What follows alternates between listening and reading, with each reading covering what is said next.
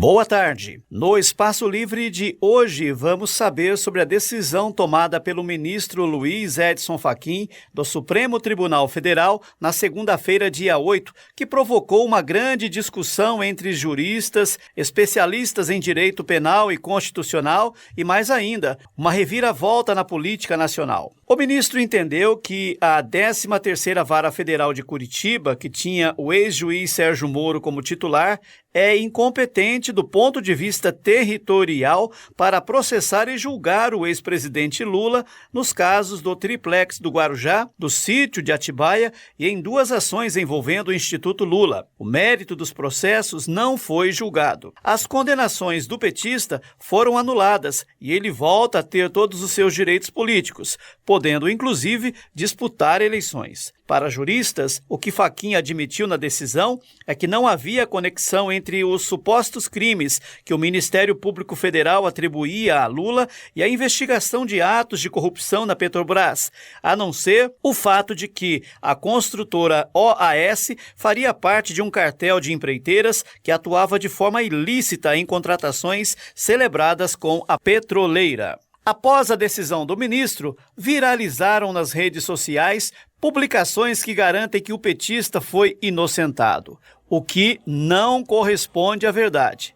Agora, segundo especialistas em direito, as ações serão avaliadas por uma nova vara com o poder de absolver ou condenar Lula. O STF fez com que o ex-presidente passasse momentaneamente a um status de inocente perante a lei brasileira, já que a Constituição prevê que ninguém será considerado culpado até o trânsito em julgado de sentença penal condenatória. Lula concedeu entrevista coletiva na quarta-feira, dia 10, onde comentou sobre a anulação das condenações relacionadas com a Lava Jato. Vamos agora a um resumo do pronunciamento do ex-presidente, onde comentou a decisão do ministro Fachin, criticou o ex-juiz Sérgio Moro e fez ataques ao presidente Bolsonaro. A reportagem é de Alexandra Fiore, da agência Rádio Web. O ex-presidente Luiz Inácio Lula da Silva fez um pronunciamento sobre a decisão do ministro do STF, Edson Fachin, que anulou as condenações da Lava Jato impostas contra ele. Lula recuperou os direitos políticos com a decisão após mais de 500 dias preso. Na declaração, ele falou que foi vítima de mentira jurídica. Lula questionou a falta de um trabalho de perícia na busca da verdade das denúncias dos procuradores. Durante longos 5 anos, amplos setores da imprensa não exigiram nenhuma veracidade do Moro, não exigiram nenhuma veracidade dos procuradores, não exigiram nenhuma veracidade da Polícia Federal para divulgar as mentiras que eles contavam a meu respeito.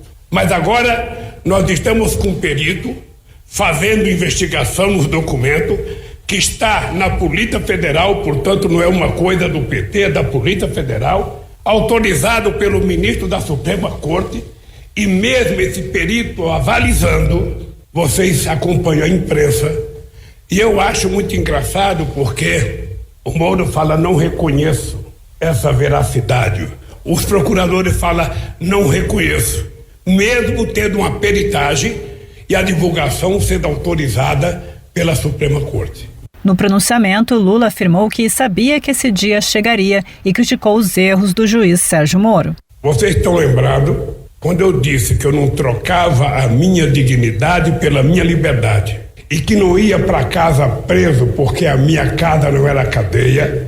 Muita gente achou que eu estava radicalizando e eu estava apenas dizendo o que eu sentia. Eu tinha certeza que esse dia chegaria. Esse dia chegou com o voto do Fachin, de reconhecer que nunca teve crime cometido por mim, de reconhecer que nunca teve envolvimento meu com a Petrobras. E toda a amargura que eu passei, todo o sofrimento que eu passei, acabou.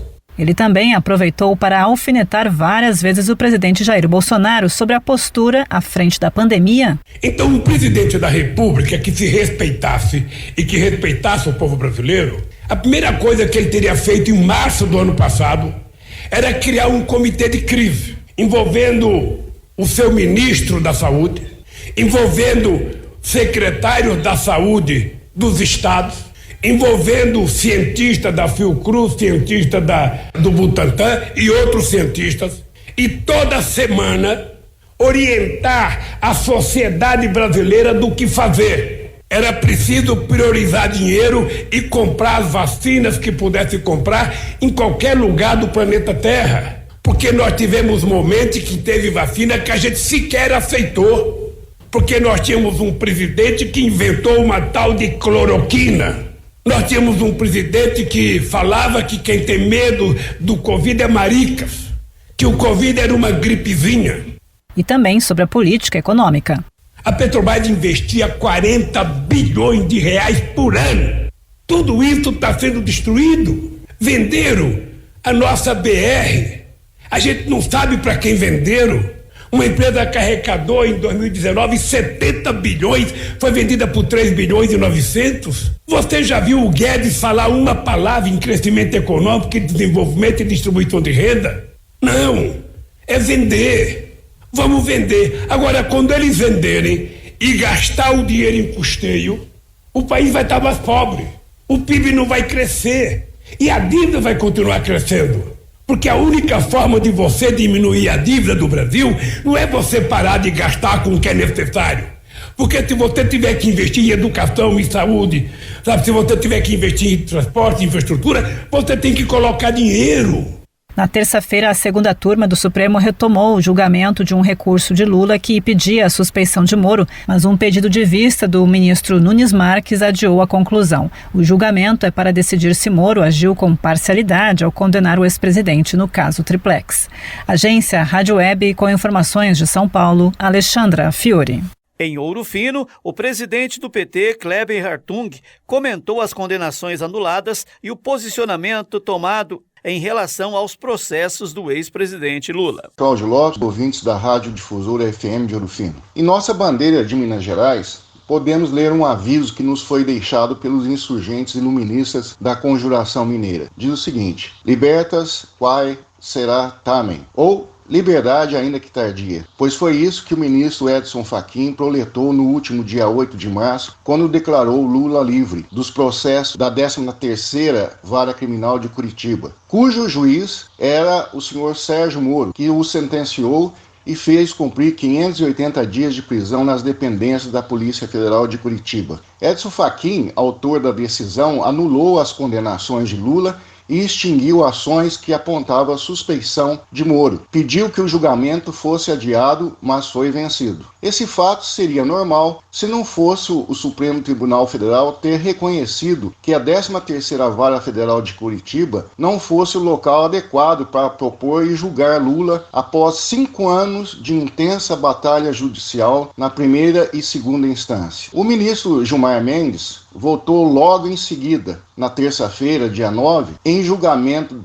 na segunda turma do Supremo Tribunal Federal pela declaração de parcialidade do ex-juiz Sérgio Moro na condenação de Lula no caso do Triplex de Guarujá, investigação no âmbito da Operação Lava Jato do Paraná. Em 2018, Edson Fachin e Carmen Lúcia votaram pela rejeição do pedido suspeição, ou seja, que o juiz Sérgio Moro não era suspeito para gerenciar o processo. Gilmar Mendes pediu vistas, mais tempo para analisar o processo, e suspendeu o julgamento. Nessa terça-feira, Mendes apresentou o seu voto. De acordo com o voto de Gilmar, devem ser anulados todos os atos praticados por Moro contra Lula no Triplex, inclusive na fase de investigação. Segundo o voto do ministro, uma nova investigação pode ser iniciada. Mendes condenou ainda Moro ao pagamento de custas do processo em valor a ser calculado. O ministro Gilmar Mendes, em sua decisão, disse mais. Disse que houve conluio entre o promotor federal Daltan Dallagnol e a sua equipe com o juiz da época, o Sérgio Moro, que distorceram fatos, forjaram provas, usaram de meios ilícitos para colher provas, intimidar testemunhas, divulgar seletivamente fatos pela mídia e buscar parcerias estrangeiras para a consecução dos seus objetivos nefastos. Este ato de conluio entre o promotor Dallagnol e o juiz Moro não só puseram um inocente na cadeia, como acabaram por destruir empresas nacionais, beneficiando concorrentes internacionais e, com isso, produziram o caos na economia e nos empregos no Brasil. Foi aventada a participação de Moro na estrutura do golpe de 2016 contra a presidente Dilma, construindo assim a sua candidatura ao Ministério da Justiça do governo de Bolsonaro, de onde foi escorraçado por pretender ser candidato à presidência da República em 2022. A todos e todas, meu bom dia. Ouvimos também os comentários do professor e sociólogo Isaías Pascoal. O que aconteceu no Brasil neste início de semana, para mim, foi muito assustador. Eu só não digo que vi isto com muita perplexidade, porque, de certa forma, eu creio que boa parte da sociedade brasileira já está acostumada com os vai e vens da nossa política e das decisões e que chacoalham o Brasil e criam muita instabilidade. A minha análise do primeiro, na segunda-feira, do que o ministro Fachin fez, anulando todo o processo de Curitiba, e depois, no dia seguinte, na terça-feira, o ministro Gilmar Mendes colocando para votar um habeas corpus, e que não terminou a votação, mas que sinaliza para tornar o ex-juiz Sérgio Moro suspeito nos casos da Lava Jato, sobretudo em relação a Lula. Isso criou uma instabilidade muito grande na sociedade brasileira. A minha questão aqui não é nem ser a questão do Lula ou a questão do Bolsonaro, da eleição em 22. A minha questão é que um país não pode conviver com tamanha instabilidade, e sobretudo vinda do Supremo Tribunal Federal. Eu já tenho dito que o Supremo Tribunal Federal é fonte de muitas instabilidades no Brasil. E o que aconteceu essa semana é um exemplo disso. O país se torna inviável desta forma.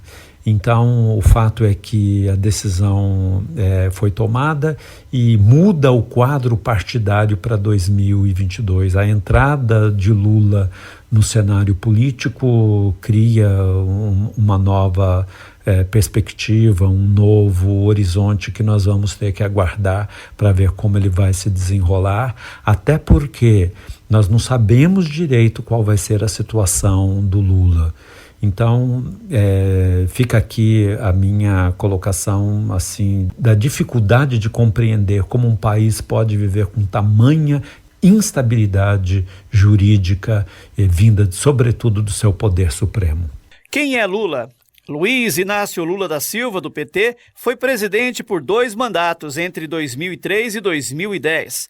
Em 2018, ele foi preso após ser condenado por corrupção e lavagem de dinheiro no caso do Triplex do Guarujá, no âmbito da Operação Lava Jato. Um ano depois, Lula deixou a prisão beneficiado por uma decisão do STF, Supremo Tribunal Federal, contra a prisão, após condenação em segunda instância. Metalúrgico e sindicalista, Lula foi um dos fundadores do PT. Antes de ser eleito, o petista perdeu as disputas presidenciais em 89, 94 e 98.